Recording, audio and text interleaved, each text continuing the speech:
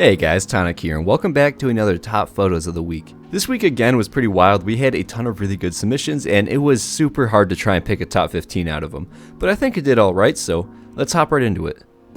Up first, we have an awesome shot from STG over on the Discord, and it's a really nice use of the depth of field options. He extended it very far so you can still see the radio tower, you can still see a lot of the landing strip as well as the aircraft, but Mount Blair there in the background and the rest of the ash heap is all extremely blurry. And I believe it's down at the Wade Airport as well, and I really don't go to that workshop too often because it's kind of in the middle of nowhere, but it's really nice to see it from this angle, so a great shot, STG. Also, before we go any farther, over on the Discord we are introducing a brand new reward system for those who do make Top Photo of the Week. So if you do make it, you are going to get this unique role in the Discord, and I know it's not much of a crazy reward, but I still think it's something kind of neat for those who do end up winning. But besides all that, going back to the Top Photos of the Week, we have an awesome shot from Stinger. This one's really cool, it's just very fun. What they did was they glitched inside of the Vault Aquarium shelter and threw on the cave diving suits and took a really nice photo, and I like it a lot. The results are really cool, and I believe that this is actually the only thing in the game that has fish swimming around inside of it, so a great shot, Stinger. I really like this one a lot.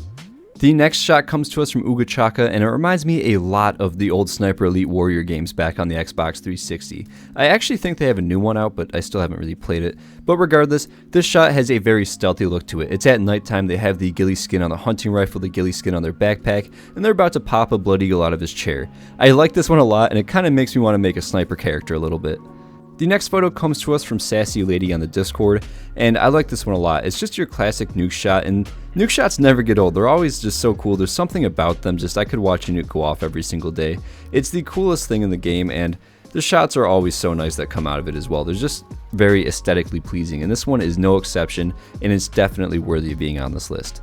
The next one is a very interesting use of the in-game filters that you can use in photo mode, and I like it a lot. It comes to us from the Camo Secret Service agent. I love how the armor is kind of tilted there. I love the text over it. The text kind of gives me like some old world blues trailer kind of vibes. If it was in black and white, it would definitely give me those vibes even more, but regardless, it's just a really cool photo. It's very aesthetically pleasing, and it reminds me a lot of like an old horror movie type villain, maybe like My Bloody Valentine or something along those lines. It's just kind of neat.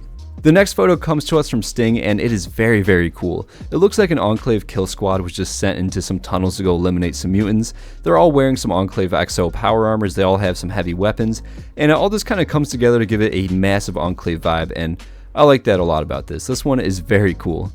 Up next, we got some huge Texas Chainsaw Massacre vibes, and it comes to us from the Aura Straw. They're holding a flaming chainsaw while wearing a Joker mask. Definitely gives me some crazy horror movie kind of vibes, and it also does look pretty cool as well. I've actually never really even seen the flaming chainsaw in game. I don't really know anyone that uses it, but it does look pretty cool in photos, so a huge props to them for using that.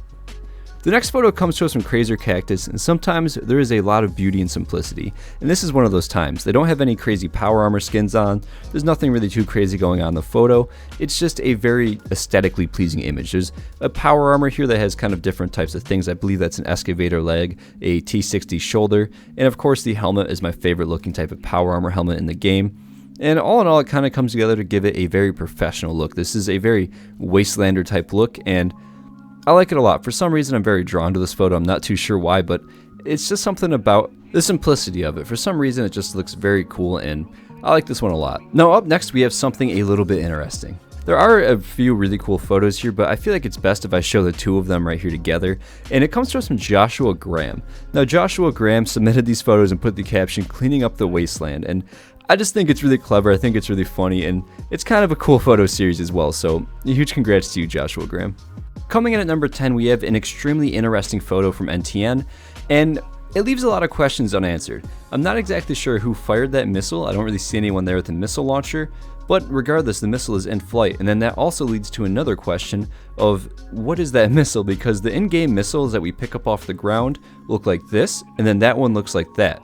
So it's like rendered differently in flight, which is really weird. I've never really seen a missile in flight, so it's astonishing that you were actually able to capture it as it's whizzing by you so fast. And that alone, I honestly think does make this picture really cool, because what are the chances of you actually getting a missile caught in a photo? That is very cool and definitely worthy of being a top 10 photo.